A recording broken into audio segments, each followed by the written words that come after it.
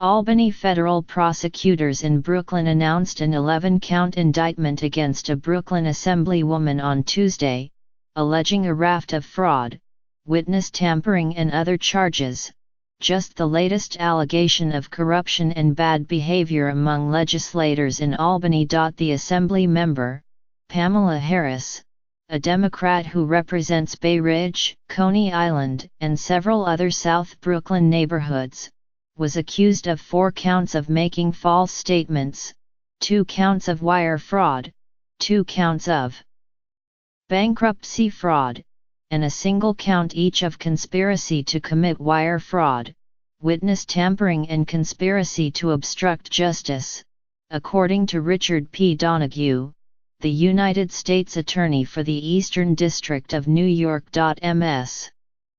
Harris, 57, a retired New York City correction officer who was elected in a special election in 2015, was arraigned on Tuesday afternoon before a United States magistrate after prosecutors released a lengthy dissection of her alleged crimes. In one scheme, authorities accused Ms.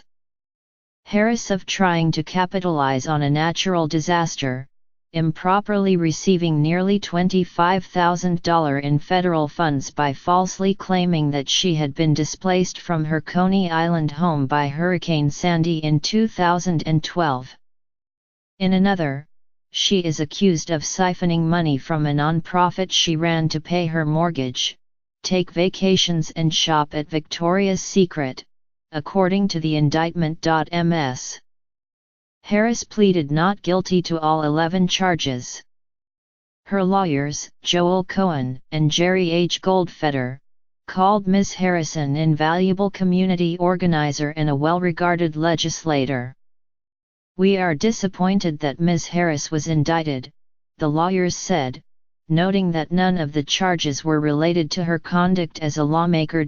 Indeed, many of the allegations brought against Ms. Harris predate her time in public office, when she served as the executive director of a nonprofit organization, Coney Island Generation Gap, in Brooklyn. The indictment cites a series of schemes to defraud government agencies including the New York City Council, the Federal Emergency Management Agency and the United States Department of Housing and Urban Development. She is also accused of making false statements to a federal bankruptcy court in connection with a Chapter 13 filing she made in 2013. The charges suggest a striking degree of planning and elaborate attempts to cover up illegal actions. Prosecutors said, for example, that Ms. Harris used a forged lease to draw down discretionary funds from the city council, money that was supposed to be used to rent a studio space for the nonprofit, which seeks to involve children and young adults in the arts. Instead, Ms. Harris diverted the money to her personal checking account. All told, some $35,000 was received in 2 separate instances using such funds, prosecutors said. In the Hurricane Sandy scheme, Ms. Harris is accused of creating fake lease agreements and receipts, and forging a landlord's signature, to receive housing assistance money from FEMA for 14 months after the storm, a ploy that she also used to receive financial assistance to repair her Coney Island home in 2016. And once she became aware of a federal investigation last year, Ms. Harris told potential witnesses to lie to federal agents, the authorities said. At a brief arraignment, Magistrate Judge Ramon E. Reyes Jr. limited Ms. Harris's personal travel to New York City and Long Island, though she could be permitted to go upstate in her capacity as a legislator. "I understand you might have to go to Albany to take care of some things," Judge Reyes said. Lawmakers in the Capitol seemed surprised by the news, which broke just as the legislature was starting its business on Tuesday morning.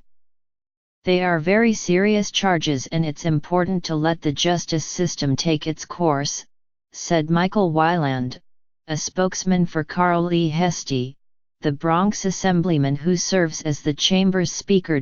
Charles Barron, a fellow assemblyman from Brooklyn, said the charges were shocking and sad, if still unproven, and bound to reflect badly on the state assembly, whose former leader, Sheldon Silver, a Democrat, was convicted of federal corruption charges in 2015.